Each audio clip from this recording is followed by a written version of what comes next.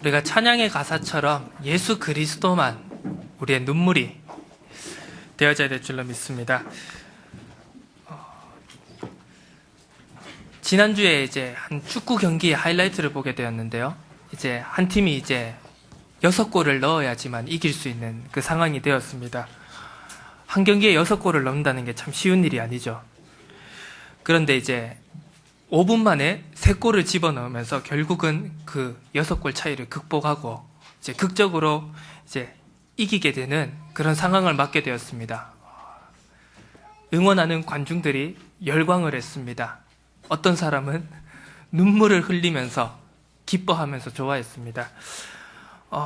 우리의 삶이 축구 경기 하나로 인해서 울고 웃고 그런 삶이 되는 것보다 우리가 하나님과 함께함으로 인해서 그리고 나의 눈물이 내 현장 속에 있는 죽어가는 영혼과 현장을 위해서 흘리는 그 눈물이 될 때 하나님은 그 눈물을 가장 가치 있게 보배롭게 받으시고 우리를 통하여서 전도와 선교의 역사를 이루어 가실 줄로 믿습니다. 오직 그리스도로 완전하여지고 충분하여지는 우리들의 삶이 되어지기를 예수 그리스도 이름으로 축복합니다. 이 시간 다 함께 축복 인사 나누겠습니다. 그리스도 안에서 신령한 집으로 세워갑시다. 우리는 하나님의 성전입니다.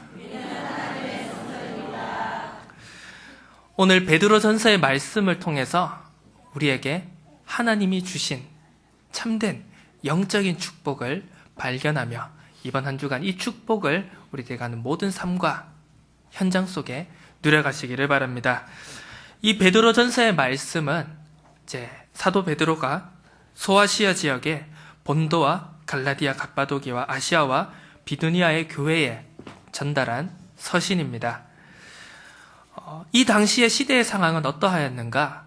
이제 로마 황제 네로 시대에 기독교 박해가 이제 로마 본토를 떠나서 로마 제국 전체로 점차적으로 확산되어지던 그러한 시기였습니다.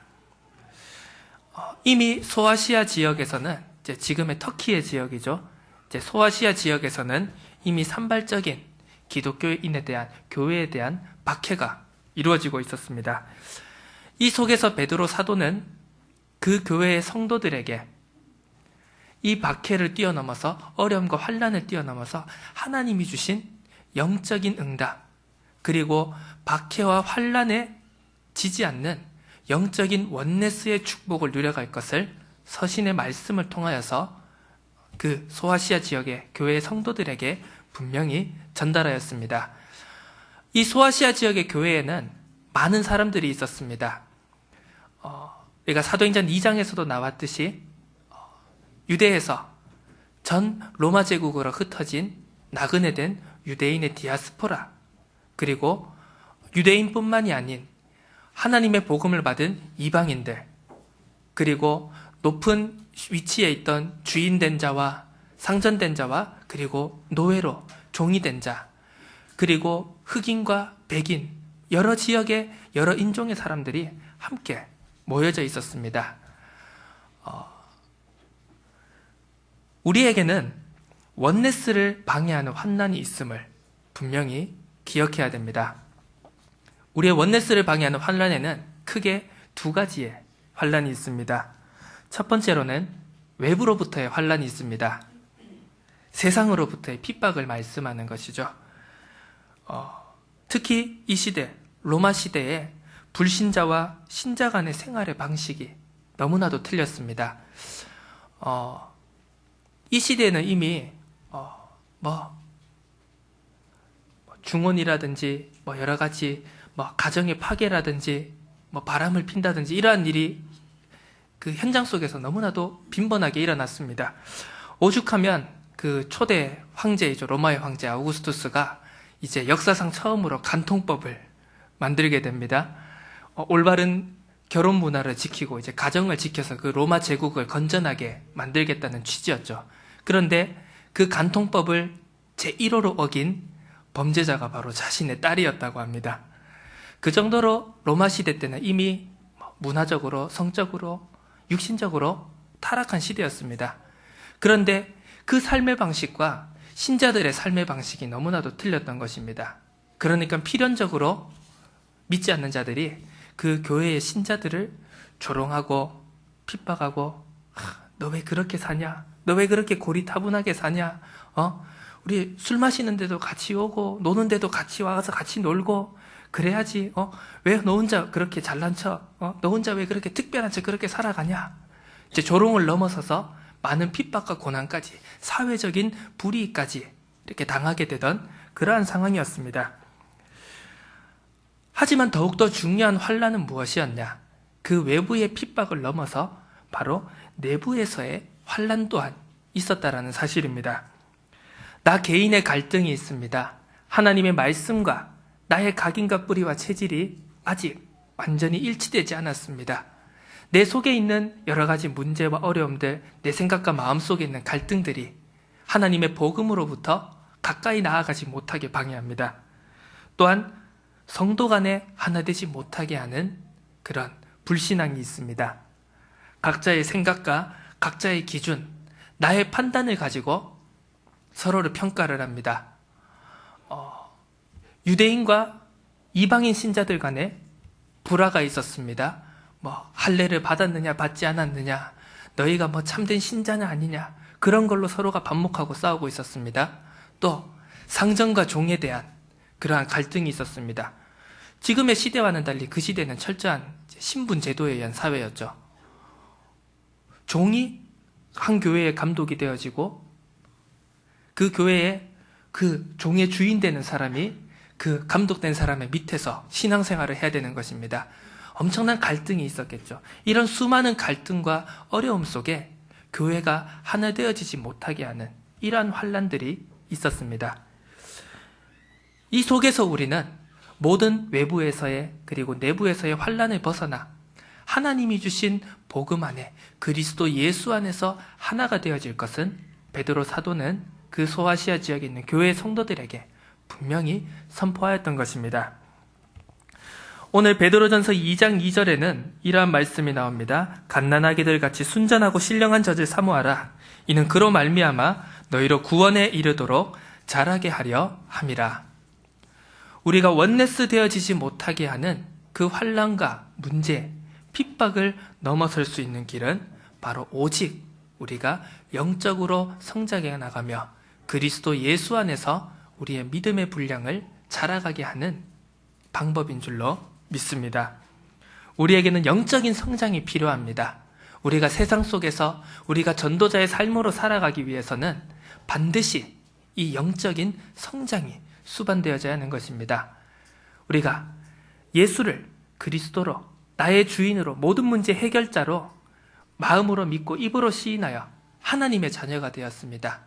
우리는 그 하나님의 자녀가 된 그 순간부터 우리가 하나님의 품으로 가는 그 순간까지 우리는 늘 영적인 싸움을, 그리고 우리의 믿음과 순례자의 길을 믿음으로, 그리고 영적인 싸움을 하는 그 믿음의 자세로 걸어나가야 될 줄로 믿습니다. 그렇기 위해서는 우리에게 무엇이 필요한가? 우리에게 육신적인 축복, 육신적인 응답, 그것이 필요한 것이 아닙니다. 우리에게 있어서 필요한 것은 사람을, 현장을, 세상과 시대를 올바르게 바라볼 수 있는 영적인 통찰력이 필요한 것입니다. 통찰이라는 단어를 사전적인 의미로 찾아볼 때 예리한 관찰력으로 사물을 꿰뚫어 본다라는 그러한 뜻을 가지고 있습니다. 어떠한 사물이 있을 때 거기에 있는 겉만 보는 것이 아니라 그 사물에 대한 본질, 문제와 사건에 대한 진짜 진실과 영적인 사실을 꿰뚫어 보아야 한다라는 것입니다. 하나님께서는 우리에게 말씀을 통해서, 복음의 비밀을 통하여서 겉만을 바라보는 것이 아니라 나타난 현상과 현실만을 바라보는 것이 아닌 영적인 사실을 바라볼 것을 분명히 말씀하여 주셨습니다. 한 재밌는 예를 들어보도록 하겠습니다. 어떤 미국에 있는 토크쇼를 보면서요, 어떤 한 코미디언이 자신의 개와 일어났던 재미있는 에피소드를 이야기를 했습니다. 다들 아실지 모르겠지만 개가 초콜릿을 먹으면 안 됩니다. 거기 이제 초콜릿에 개가 분해하지 못하는 아주 이제 위험한 화학 성분이 있기 때문에요. 개가 초콜릿을 많이 먹으면 심지어 심하면 이제 심부전으로 이제 죽음에까지 이를 수 있다고 하더군요. 자기 개가 어느 날 카펫에 떨어져 있는 초콜릿을 주워 먹었습니다. 입 주변이 초콜릿으로 범벅이 되어져 있습니다. 그것을 이제 해결할 수 있는 응급처치로 그 개에게 과산화수소를 먹이면은 그게 이제 위세척이 돼서 그 과산화수소로 인해서 거품이 일어나고 이제 그 위 안에 있는 모든 내용물을 토해내게 된다고 합니다. 이제 약국에 가서 과산화수소를 사왔습니다. 이걸 먹여야 되는데 이제 개가 맛보고는 대대 이러면서 이제 수소를 뱉어내는 겁니다. 당연하죠. 맛이 없으니까. 이제 주인은 개를 살려야 되니까 억지로 먹입니다. 그 거구의 개를 막 목을 졸라가면서 막 콧잔등을 때려가면서 막 먹입니다. 자신을 따르고 자신을 그렇게 좋아했던 개가 갑자기 포악하게 돌변을 합니다. 주인을 물려고 하고요. 막 으르렁거리면서 이를 드러냅니다. 결국은 개하고 진땀 흘리고 막 사투를 벌여가면서 그걸 다 먹이고 나서 결국 개가 거품을 물면서 안에 있던 초콜릿을 다 개워냈습니다. 그 개는 살아났습니다. 그런데 그 개는 다시금 주인과 관계를 회복하지 못했다라고 하는 재밌고도 슬픈 그런 이제 이야기를 들은 적이 있습니다. 개에게는 그 통찰력이 없죠. 그냥 맛있는 거 주면 좋아합니다. 맛없는 거 주면 싫어합니다. 때리면은 이빨을 드러내면서 화를 내기도 합니다. 자기가 그 초콜릿을 먹고 죽음에 이를지도 모른다라는 그 사실을 개는 전혀 몰랐던 것입니다. 또 그 개를 살리기 위해서 주인이 아주 맛이 없는 그 과산화수소를 먹여서 자기를 살리게 하려는 그 사실을 개는 알 수가 없었던 겁니다. 그냥 눈에 보이는 대로 나타난 현상대로 그 개는 받아들이고 반응하고 화를 낼 수밖에 없었던 것이겠죠. 우리가 삶을 살아가는 데 있어서 우리에게 닥쳐오는 여러 가지 문제, 어려움, 환난들이 우리에게 있어서 그 과산화수소 같지 않은지, 내가 그 문제를, 사건을, 어려움을 바라봄에 있어서 이것이 과연 단순히 나를 망하게 하고 나를 힘들게 하는 문제인지, 아니면 나에게 더욱더 큰 응답과 축복을 누리게 하시는 바로 하나님의 계획과 시간표인지, 우리는 그 영적인 사실을 올바르게 바라볼 수 있는 영적인 통찰력을 가져야 될 줄로 믿습니다. 우리는 눈에 보이는 것뿐만이 아닌 눈에 보이지 않는 믿음을 가지고, 눈에 보이지 않는 하나님이 주신 분명한 약속을 가지고 하나님이 원하시고 하나님이 기뻐하시는 방향으로, 인생으로 나아가는 축복의 삶을 살아가야 될 줄로 믿습니다. 오늘 베드로전서 2장의 말씀을 살펴보면서 우리가 어떠한 삶으로 나아가야 될 것인가? 우리는 하나님의 성전된, 그리고 하나님의 몸 대신 예수 그리스도 안에 거하는 그러한 축복의 삶을 살아가야 됨을 우리는 말씀을 통해서 오늘 확인해 볼 수가 있습니다. 첫 번째로 우리는 산돌 대신 예수 그리스도를 분명히 붙잡아야 합니다. 베드로전서 2장 4절에 이렇게 말씀하고 있습니다. 사람에게는 버림바가 되었으나 하나님께는 택하심을 입은 보배로운 산돌이신 예수께 나아가. 이 산돌이라 함은 이제 영어로 말하면 우리 흔히가 이제 그 유명한 이제 우리 선교사님의 이름에도 나왔듯이 이제 이 산돌을 리빙스톤이라고 이렇게 표현을 합니다. 돌이 어떻게 살아 있을 수가 있겠습니까? 돌은 무생물이고 돌은 죽어 있는 아무런 생명도 없는 존재인데요.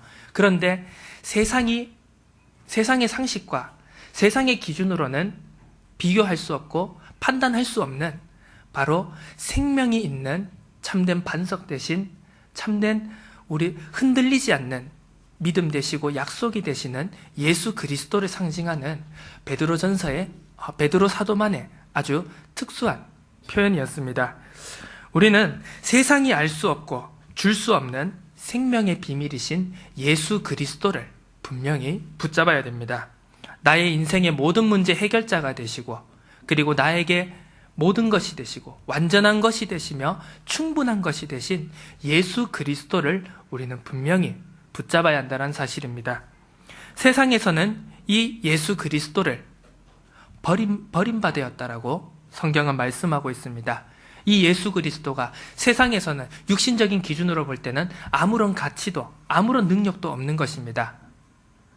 또한 이 예수 그리스도가 유대인들에게도 바리새인들과 제사장들과 그 유대인의 지도자들에게도 아무런 가치가 없는, 그래서 그리스도로 오셨음에도, 그 이스라엘을 다시 회복시키실 메시아로 오셨음에도 불구하고 이스라엘 백성들은, 유대인과 바리새인들은 그 예수 그리스도를 거부하였습니다.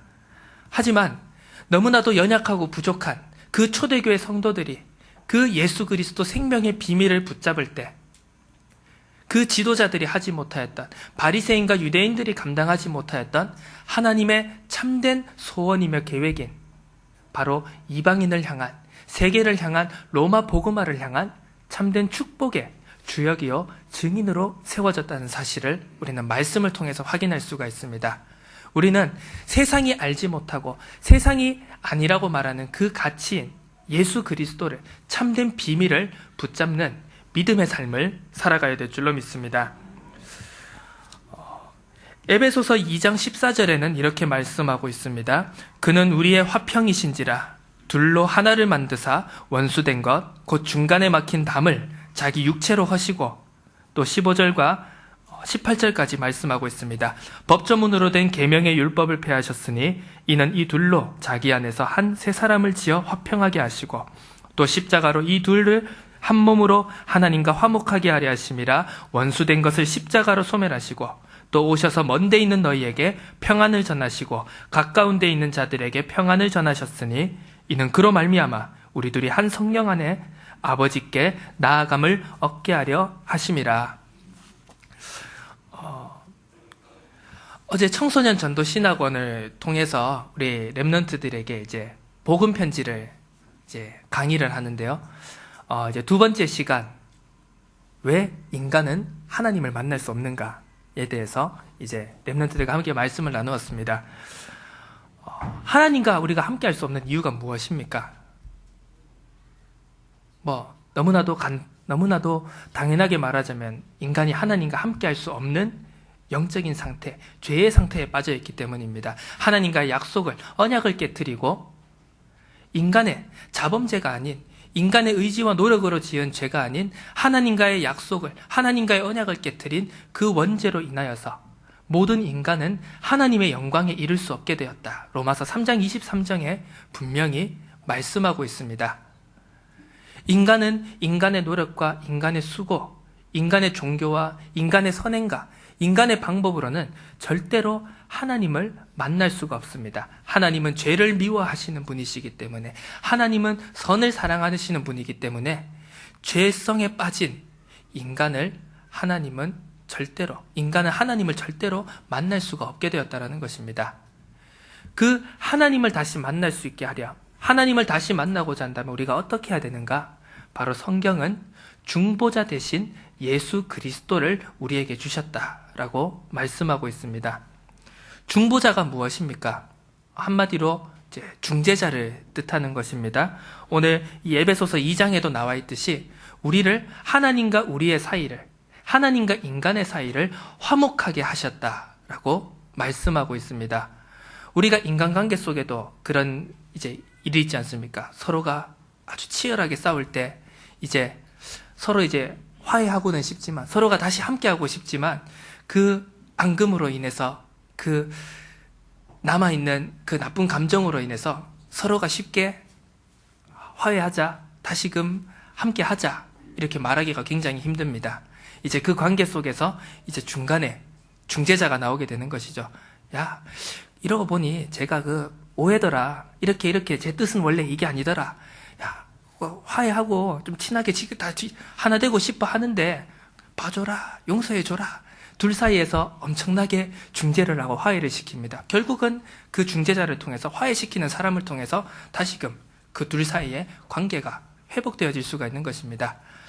우리와 하나님 사이의 관계도 마찬가지입니다. 우리가 하나님을 절대로 직접적으로 다시금 만날 수가 없습니다. 그런데 그리스도 대신 예수께서 우리를 하나님과 화평하게, 하나님과 화목하게 대속자의 역할로, 중보자의 역할로 우리에게 오셨다. 성경은 말씀하고 있습니다. 이 중보자 되신 예수 그리스도를 우리가 믿고 주인으로 영접할 때 우리는 그리스도를 통하여서 다시금 하나님과 함께하는 그 비밀 속으로 들어갈 수 있게 된다는 사실입니다.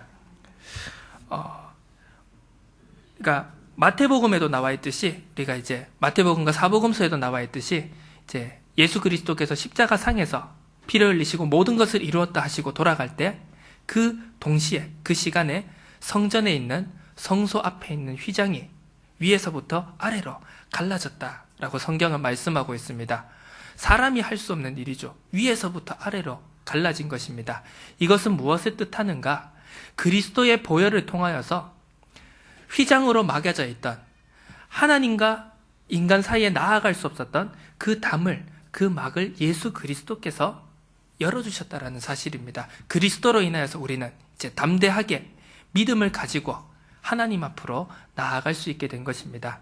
그 그리스도를 붙잡는, 그래서 그 중보자 되신 그리스도, 그 그리스도를 붙잡고 우리는 또한 우리들의 현장 속에 나아가서 그 그리스도의 역할을, 그리스도의 사명을 똑같이 현장 속에서 감당하는 전도자의 삶을 살아갈 수가 있는 것입니다.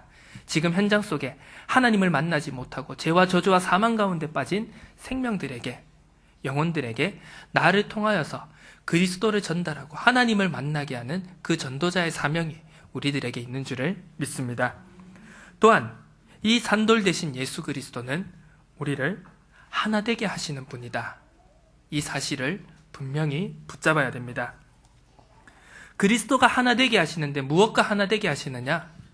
그러니까 앞에서도 살펴봤듯이 하나님과 인간을 하나 되게 하십니다. 절대로 인간의 노력과 수고로 하나 될 수 없었던 그 관계를 회복시킨 분이시다. 또 그리스도는 무엇을 하나 되게 하셨는가? 인간과 인간을 하나 되게 하신 분이다 라는 사실입니다. 인간의 의지로는, 인간의 본성으로는 절대로 우리는 하나 될 수도 없고 화합될 수도 없습니다. 절대로 원네스 될 수가 없습니다. 지금 우리가 이 시대에, 이 나라에 일어나는 수많은 분열과 원망과 시기와 미움, 이것들이 인간의 방법으로는 절대로 하나가 되어질 수 없다라는 사실입니다. 벌써부터 아까운 생명들이 이제 잃어져 버려가고, 이제 뉴스를 보니까 어떤 분은 기자의 머리를 철제 사다리로 내려치기도 하고요.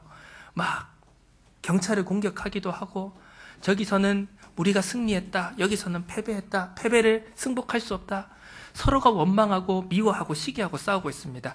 절대로 사람의 방법으로는 이 둘을 하나가 되게 할 수 없습니다. 그 어떠한 세상의 유능한 지도자도, 그리고 어떠한 세상의 유능한 방법도 이것을 하나 되게 할 수는 없는 것입니다. 오직 무엇으로 하나 될 수 있게 하는가? 그리스도 예수 안에서, 모퉁이돌 대신 그리스도 예수 안에서만 이 모든 것이 하나 되어질 수 있다. 우리는 이 일에 증인이 되어져야 되고, 이 하나 되게 하시는 그리스도를 누리는 참된 자녀의 삶을 살아가야 될 줄로 믿습니다. 오늘 하루, 그리고 이번 한 주간 우리들의 삶 속에 우리들의 중보자 되시며 우리의 모든 것이 되시며 우리의 하나 되게 하시는 그 예수 그리스도를 붙잡는 믿음의 삶을 살아가는 귀한 한 주간이 되어주시기를 예수 그리스도 이름으로 축원합니다. 이제 이 예수 그리스도와 함께하는 우리는 어떠한 삶을 살아가야 되는가? 바로 우리가 서로 신령한 집으로 세워져 간다라는 사실을 분명히 붙잡아야 됩니다. 칼빈의 5대 교리에 따르면 이제 마지막 그 5번째 교리에 이제 성도의 견인, 성도의 보전이라는 교리가 나오게 됩니다. 이것은 무엇인가? 우리가 구원을 받고 하나님의 자녀가 된 그 순간부터 우리는 하나님께 부름받는 그 순간까지 우리는 믿음의 삶으로, 성화의 삶으로, 우리는 영적인 연단과 인내와 훈련의 삶으로 나아가게 됨을 뜻하는 것입니다.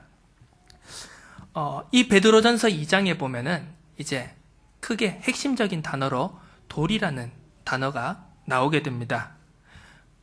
산돌 대신 예수 그리스도, 그리고 모퉁이돌, 머릿돌, 이 돌이라는 단어에 대해서 나옵니다. 돌이라는 단어에 대해서 이 헬라어 원문에는 크게 두 가지로 표현이 됩니다. 하나는 이제 페트로스라는 단어입니다.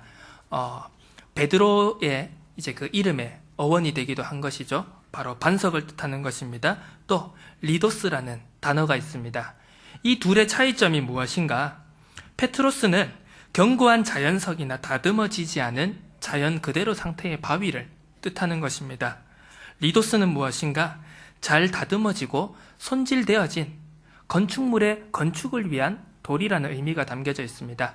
이 베드로전서 2장의 말씀에 적혀있는 이 돌은 바로 리도스라고 표현이 되어져 있습니다. 이 말은 무엇인가? 우리는 하나님 앞에서 믿음의 삶, 전도자의 삶, 성화의 삶으로 나아갈 때 잘 다듬어지고 손질되어진 하나님의 성전을 위한 건축돌로서의 우리의 삶을 말씀하고 계신 것입니다. 우리는 말씀과 기도와 전도자의 삶으로 사모노를 누리면서 성전을 이루어갈 건축돌로서 다듬어져 가야 될 줄로 믿습니다. 나의 잘못되어진 각인, 뿌리, 체질, 내 생각과 내 기준들이 모두 다듬어지고 말씀으로 기도로 다듬어지고 우리는 하나님이 원하시고 하나님이 기뻐하시는 성전을 건축함에 있어서 우리 모두가 쓰임받아져 가야 될 줄로 믿습니다. 나는 자연 그대로의 것이 좋은데요. 저는 있는 그대로의 모습이 좋습니다. 그렇게 우리가 살아가게 될 때 결국은 그 나의 거친 면, 나의 모가 난 면, 나의 다듬어지지 않은 면을 통해서 우리는 필연적으로 갈등이 생길 수밖에 없고 문제가 생길 수밖에 없고 사람과 사람 사이에 또 문제와 문제 사이에 그 갈등으로 우리는 날마다 불신앙하고 넘어지고 낙심할 수밖에 없다라는 사실입니다. 하나님은 우리에게 다듬어진 돌로서 성화의 삶으로서 내 각인과 뿌리와 체질을 21가지의 삶의 비밀을 통하여서 날마다 점검하고 살펴감으로써 하나님이 원하시는 전도자와 증인의 모습으로 세워져 가기를 원하시는 것입니다. 베드로전서 2장 5절에는 이렇게 말씀하고 있습니다. 너희도 산돌같이 신령한 집으로 세워지고 예수 그리스도로 말미암아 하나님이 기쁘게 받으실 신령한 제사를 드릴 거룩한 제사장이 될지라. 우리의 삶이 하나님께서 기쁘게 받으실 신령한 제사의 삶이 되어야 될 줄로 믿습니다. 지난 한 주간 우리는 강단 말씀을 통하여서 하나님께서는 천천의 순양보다 만만의 기름보다도 하나님의 말씀에 순종하고 그 마음을 찢고 옷을 찢는 것이 아니라 마음을 찢고 하나님 앞에 우리의 중심을 가지고 나아감을 하나님께서는 가장 기뻐하신다. 그 말씀을 우리가 받았습니다. 또한 사무엘상 15장 22절을 통하여서 사무엘 제사장이 사무엘 선지자가 사울 왕에게 이렇게 말씀했습니다. 여호와께서 번제와 다른 제사를 그의 목소리를 청종하는 것을 좋아하심보다 좋아하시겠나이까? 순종이 제사보다 낫고 듣는 것이 숫양의 기름보다 나으니라. 하나님이 원하지 않으시는 언약이 없는 제물. 하나님, 내 생각과 내 기준, 내가 눈에 보이는 것으로 하나님께 드리기를 원합니다. 하나님께서는 절대 그것을 원하지 않는다라는 사실입니다. 하나님이 뭔가 육신적인 재물이 부족하여서 우리에게 무엇인가를 원하고 우리가 재물을 드리길 원하시는 것이 아니라는 사실입니다. 하나님은 그 재물을 통하여서 하나님을 주인으로 삼고 하나님의 말씀에 순종하고 하나님의 뜻과 계획을 따라가기를 원하시는 그 중심을 우리에게 원하신다라는 사실입니다. 우리는 하나님이 원하시는 그 언약을 붙잡고 하나님의 뜻을 붙잡고 참된 영적인 제사의 삶으로 나아가야 될 줄로 믿습니다. 또한 베드로전서 2장 7절과 8절에 이렇게 말씀하고 있습니다. 그러므로 믿는 너희에게는 보배이나 믿지 아니하는 자에게는 건축자들이 버린 그 돌이 모퉁이의 머릿돌이 되고 또한 부딪히는 돌과 걸려 넘어지게 하는 바위가 되었다 하였느니라. 그들이 말씀을 순종하지 아니함으로 넘어지나니 이는 그들을 이렇게 정하신 것이니라. 우리는 모든 말씀을 하나님의 음성으로 인정하고 순종하는 삶을 살아가야 될 줄로 믿습니다. 우리는 한번 나 자신을 되돌아봐야 됩니다. 하나님의 말씀이 때로 나에게 버린 돌같이 되고 있진 않은가? 하나님의 말씀을 가장 보배로운 보화로 붙잡는 것이 아니라 내 삶에 거치는 돌과 부딪히는 돌과 걸려 넘어지게 하는 바위로 나는 받아들이고 있지 않는가? 우리는 이 사실을 이번 한 주간 말씀을 묵상하는 가운데 나 자신을 점검하고 살펴봐야 될 줄로 믿습니다. 또한 나 자신을 살펴보며 또 우리가 함께하는 이 공동체의 생활 속에서 내 옆에 있는 지체가 나에게 보배인가? 아니면 부딪히는 돌과 걸려 넘어지게 하는 바위가 되고 있진 않은가? 한번 깊이 살펴봐야 될 줄로 믿습니다. 우리 신약성경 로마서 12장의 말씀을 함께 찾아서 읽어보도록 하겠습니다. 로마서 12장 3절에서 8절까지 말씀입니다. 신약성경 256쪽에 있습니다. 로마서 12장 3절에서 8절까지 말씀입니다. 함께 읽도록 하겠습니다. 내게 주신 은혜로 말미암아 너희 각 사람에게 말하노니 마땅히 생각할 그 이상의 생각을 품지 말고 오직 하나님께서 각 사람에게 나누어 주신 믿음의 분량대로 지혜롭게 생각하라. 우리가 한 몸에 많은 지체를 가졌으나 모든 지체가 같은 기능을 가진 것이 아니니 이와 같이 우리 많은 사람이 그리스도 안에서 한 몸이 되어 서로 지체가 되었느니라. 우리에게 주신 은혜대로 받은 은사가 각각 다르니 혹 예언이면 믿음의 분수대로, 혹 섬기는 일이면 섬기는 일로, 혹 가르치는 자면 가르치는 일로, 혹 위로하는 자면 위로하는 일로, 구제하는 자는 성실함으로, 다스리는 자는 부지런함으로, 긍휼을 베푸는 자는 즐거움으로 할 것이니라. 아멘. 하나님께 우리에게 주신 믿음의 분량이 그리고 달란트가 각각 다르다라고 말씀하고 있습니다.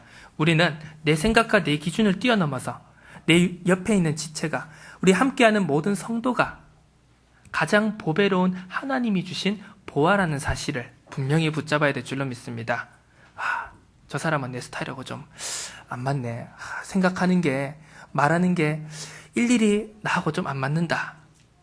우리는 그렇게 바라보는 것이 아닌, 나와는 다르게 내가 할 수 없는 일을, 내가 감당할 수 없는 것을 저 사람을 통하여 하나님께서 감당하게 하시구나. 그것을 통하여 교회를 더욱더 아름답게, 교회를 풍성하게 하시는구나. 우리는 그 믿음을 가지고 이 하나님의 몸 대신, 교회의 머리 대신 그리스도 안에서 우리는 참된 원네스의 축복을 누려가야 될 줄로 믿습니다. 그것이 바로 하나님이 가장 원하시고 기뻐하시는 신령한 집으로서의, 성전된 삶으로서의 우리의 원네스의 축복인 줄로 믿습니다. 이제 마지막으로 우리의 성전된 우리는 하나님의 영광을 나타내는 왕같은 제사장의 축복과 사명을 가지고 있다라는 사실입니다. 베드로전서 2장 9절에 10절에서는 이렇게 말씀하고 있습니다. 그러나 너희는 택하신 족속이요 왕같은 제사장들이요 거룩한 나라요 그의 소유가 된 백성이니 이는 너희를 어두운 데서 불러내어 그의 기이한 빛에 들어가게 하시니에 아름다운 덕을 선포하게 하려 하심이라. 너희가 전에는 백성이 아니더니 이제는 하나님의 백성이요 전에는 긍휼을 얻지 못하였더니 이제는 긍휼을 입은 자니라. 이 만인 제사장의 축복, 이것은 우리가 종교개혁을 통하여서 우리 종교개혁자들의 가장 대표적이 되는 교리와 신앙 중에 하나입니다. 아까 전에도 말씀드렸듯이 마태복음 27장 51절을 통하여서 성소의 휘장이 갈라졌다. 그로 인해서 우리는 이제 하나님 앞으로 담대하게 나아갈 믿음을 얻었다라고 성경은 말씀하고 있습니다. 히브리서 10장 19절에서 20절에는 그러므로 형제들아 우리가 예수의 피를 힘입어 성소에 들어갈 담력을 얻었나니 그 길을 우리를 위하여 휘장 가운데로 열어놓으신 새로운 살 길이요 휘장은 곧 그의 육체니라 라고 말씀하고 있습니다. 이제 우리는 하나님 앞에 담대히 나아가며 우리의 삶이 제사장의 축복으로 우리가 직접 우리들이 가는 모든 현장과 만나는 모든 만남 속에서 예배를 드리고 하나님 앞에 나아갈 수 있는 만인 제사장의 축복을 얻었음을 우리는 분명히 붙잡아야 됩니다. 그러면서 우리에게 주신 제사장 나라의 축복이 있음을 붙잡아야 됩니다. 우리는 이제 이 땅에서 하나님의 나라를 이루어가는 증거를 누려야 됩니다. 하나님의 제1의 관심과 하나님이 우리에게 주시는 제1의 응답의 증인이 되는 삶을 살아가야 될 줄로 믿습니다. 또한 우리는 흑암을 꺾는 왕같은 권세가 있음을 분명히 붙잡아야 됩니다. 재앙을 막는 사단의 권세를 깨트리는 왕의 권세를 우리는 그리스도를 통하여서 위임을 받았습니다. 우리가 기도할 때, 우리가 현장을 향하여 우리의 기도를 드릴 때 천군 천사가 동원이 되어지고 모든 흑암의 세력이 꺾여지는 그 하나님의 자녀의 권세가 우리에게 주어졌음을 분명히 붙잡아야 될 줄로 믿습니다. 우리들의 삶을 통해 그 아름다운 덕을 선포하는 귀한 전도자의 삶이 되어지시기를 예수 그리스도의 이름으로 축원합니다. 우리는 그리스도와 연합하여서 성전된 우리가 나아가야 될 방향이 있습니다. 올 한 해 우리에게 주신 말씀이 있습니다. 하나님이 부르시는 곳으로 우리는 나아가야 됩니다. 건축물의 모퉁이 돌이 정해진 그 위치에 따라서 건축물의 모양과 방향과 위치가 결정되어지게 됩니다. 그리스도께서 하나님이 원하시는 그 현장과 그 시간표에 이미 거하고 계십니다. 우리는 그 모퉁이 돌 위에, 모퉁이 돌 대신 예수 그리스도 위에 우리의 삶을, 우리의 인생을 올려놓아야 될 줄로 믿습니다. 그 하나님이 원하시는 곳이 아닌 내가 원하는 방향, 내가 원하는 그 장소에 우리가 거한다면 우리는 절대로 하나 되어질 수 없고 하나님이 주신 축복과 응답을 누려갈 수가 없습니다. 우리는 하나님이 우리에게 말씀으로 우리에게 말하실 때 이것이 하나님의 음성이구나, 이것이 하나님의 방향이구나, 이것이 하나님의 계획이구나 인정하고 순종하고 하나님이 원하시는 그 장소에서 우리가 참된 원네스의 축복을 누려가야 될 줄로 믿습니다. 또한 우리는 지붕을 덮을 수 없는 교회의 응답 속으로 들어가야 됩니다. 눈에 보이는 고정된 성전이 아니라 우리가 가는 모든 곳이 성전이요, 우리가 가는 모든 곳이 하나님의 나라인 줄로 믿습니다. 우리의 교회라는 응답은 한 곳에 매여져 있는 것이 아닌, 또 우리의 생각과 기준과 틀에 매여져 있는 것이 아닌 하나님이 원하시는 땅끝까지 증인이 되게 하는 그 축복을 우리가 받은 줄로 믿습니다. 우리가 가는 모든 곳이 교회이며 우리가 가는 모든 곳이 전도와 선교지라는 사실을 우리는 분명히 붙잡아야 될 줄로 믿습니다. 오늘 하루 그리고 이번 한 주간 이 말씀을 묵상하는 가운데 나의 기준, 나의 생각, 나의 틀을 넘어서서 우리 모두가 모퉁이돌 대신 그리스도 예수 안에서 하나 되는 참된 원네스의 축복을 누려가야 될 줄로 믿습니다.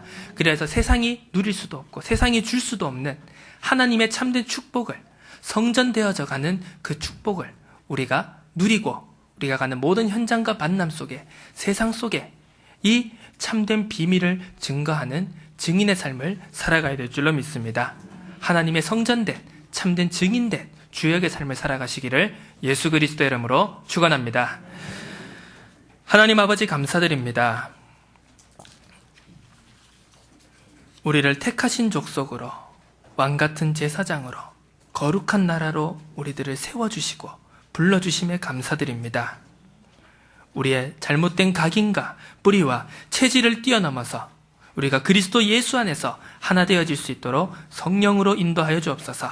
세상이 줄 수도 없고 알 수도 없는 산돌 대신 그 예수 그리스도의 생명의 비밀을 붙잡고 누리며 증거하는 전도자의 삶을 살아갈 수 있도록 성령으로 인도하여 주옵소서. 각 지체의 분량대로 아름다운 교회의 모습을 세워갈 수 있는 원네스의 축복을 누리는 수지와 영광교회 모든 주의 백성들의 삶이 되어질 수 있도록 성령으로 인도하여 주옵소서. 감사드립니다. 살아계신 예수 그리스도의 이름으로 기도드립니다. 아멘.